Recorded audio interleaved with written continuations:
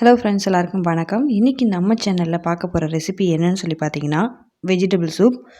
வாங்க இந்த vegetable soup எப்படி பண்ணுறது அப்படின்னு சொல்லி பார்க்கலாம்.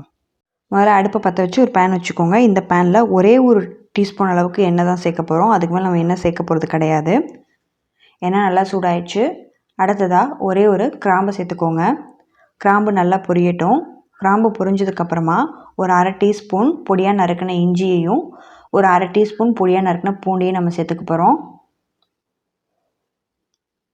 இது ரெண்டும் சேர்த்து ஒரு அரை நிமிஷம் இதை வதக்கிக்கோங்க. அடுத்ததாக இது கூட நம்ம ஒரு டேபிள் ஸ்பூன் அளவுக்கு பொடியாக நறுக்கின வெங்காயம் சேர்க்க போகிறோம். வெங்காயம் சேர்த்துட்டு கொஞ்சம் வதக்கிக்கலாம். இந்த சூப் ஒவ்வொரு பொருள் சேர்க்கும்போது நம்ம கொஞ்சம் கொஞ்சம் வதக்கணும். அப்போ தான் டேஸ்ட் நல்லா வரும். ஒரு கொத்து கருவேப்பிலை சேர்த்துக்கலாம். அடுத்ததாக காரத்துக்கு ஒரே ஒரு பச்சை மிளகா தான் நான் சேர்க்குறேன். ஏன்னா நம்ம கடைசியாக பெப்பர் தூள்லாம் சேர்ப்போம். அதனால் காரத்துக்கு ஏற்ற மாதிரி நீங்கள் போட்டுக்கோங்க. இது கூட பொடியாக நறுக்கின தக்காளியை ஒரு ஸ்பூன் அளவுக்கு சேர்த்துட்டு கொஞ்சம் வதக்கிக்கோங்க. இப்போ சூப்புக்கு தேவையான அளவு உப்பையும் சேர்த்துக்கலாம். உப்பு சேர்த்ததுக்கப்புறமா ஒரு 1/4 டீஸ்பூன் மஞ்சள் தூளையும் சேர்த்துக்கலாம். சேர்த்துட்டு மறுபடியும் இதை ஒரு நிமிஷம் வதக்கிக்க போகிறோம்.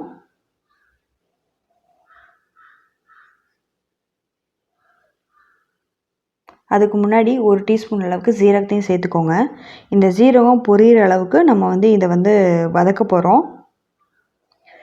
ஸோ இந்த ஜீரகம் வறுபடும் போது உங்களுக்கு பார்த்திங்கன்னா ஸ்மெல் தனியாக வரும். அதை வச்சு நீங்கள் சரி சீரகம் பொரிஞ்சிருச்சு அப்படின்னு சொல்லிட்டு நீங்கள் ஐடென்டிஃபை பண்ணிக்கலாம். அடுத்ததாக காய்கறி ஒன்றொன்றுத்தையாக சேர்க்க போகிறோம். ஒரு ஸ்பூன் அளவுக்கு பீன்ஸ், ஒரு ஸ்பூன் அளவுக்கு கேரட் சேர்த்துருக்கோம். காய்கறிலாம் நம்ம இஷ்டம் தான், எவ்வளோனாலும் சேர்த்துக்கலாம். அடுத்ததாக ஒரு கைப்பிடி அளவுக்கு முட்டைக்கோஸ் சேர்த்துக்கோங்க. நல்லா துருவி வச்சுருக்கோம். துருவி வச்சுருக்க முட்டைக்கோஸை சேர்த்தாச்சு. சேர்த்துட்டு நல்லா வதக்கிக்கோங்க. அடுத்தது கொஞ்சோண்டு நம்ம கேப்சிகம் சேர்க்க போகிறோம். கேப்சிகத்தையும் சேர்த்துட்டு நல்லா வதக்கிக்க போகிறோம். உங்களுக்கு இந்த அளவுக்கு காய்கறி வேணான்னா பரவாயில்லைங்க, நீங்கள் கம்மியாகவே சேர்த்துக்கலாம். அடுத்து சூப் வேக வைக்கிறதுக்காக நம்ம 2 கப் அளவுக்கு தண்ணி சேர்க்க போகிறோம். நான் தண்ணிக்கு பதில் அரிசி களைஞ்ச தண்ணி இருக்குது பார்த்தீங்க இல்லையா, அதை சேர்க்குறேன். இந்த மாதிரி நம்ம சேர்த்து பண்ணும்போது சூப்போட டேஸ்ட் நல்லாவே வரும். அதுக்காக தான் 2 கப் அளவுக்கு நம்ம தண்ணி சேர்த்தாச்சு. இதை ஒரு தடவை கலந்து விட்டுக்கோங்க.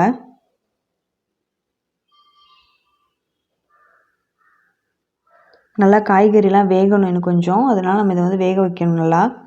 இந்த நேரத்தில் ஒரு அரை டீஸ்பூன் அளவுக்கு இடித்து வச்சுருக்க மிளகாத்தூள் சேர்த்துக்கோங்க.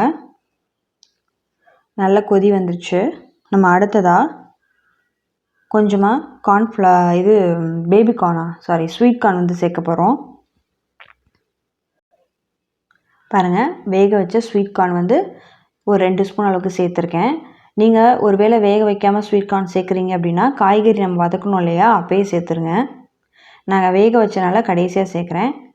கொஞ்சோண்டு இது மேலே கொத்தமல்லி இலையும் தூவிக்கோங்க.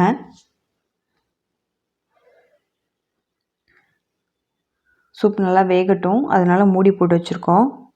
பார்த்துடலாம். சூப் நல்லா வெந்திருக்கு, வாசனையும் அருமையாக வருது. இப்போது சில பேர் சூப் கெட்டியாக இருக்கணும்னு விரும்புவீங்க. அந்த மாதிரி கெட்டியாக வேணும் அப்படின்னா ஒரே ஒரு டீஸ்பூன் அளவுக்கு கார்ன்ஃப்ளவரை தண்ணியில் கரைச்சி விட்டு இந்த சூப்பில் ஊற்றினீங்கன்னா ஒரு 2 நிமிஷம் கொதிக்க விட்டாலே போதும். சூப் கெட்டியாகிரும். ஸோ அருமையான சூப் ரெடி ஆயிடுச்சு. இப்போ அடுப்பை நம்ம ஆஃப் பண்ணிட்டு சர்வ் பண்ணிடலாம். பாருங்கள், சூப்பரான சூப் ரெடி ஆயிடுச்சு. குழந்தைங்களுக்கு கொடுக்கும்போது மேலே உள்ள தண்ணி மட்டும் எடுத்து கொடுங்க. அதோட சத்தெல்லாம் தண்ணியில் இருக்கும் கண்டிப்பாக. ஸோ குழந்தைங்க காய்கறி சாப்பிட்லாலும் இந்த மாதிரி சூப்பாக செஞ்சு கொடுங்க. மறுபடியும் இன்னொரு வீடியோவில் சந்திக்கலாம். தேங்க்ஸ் ஃபார் வாட்சிங்.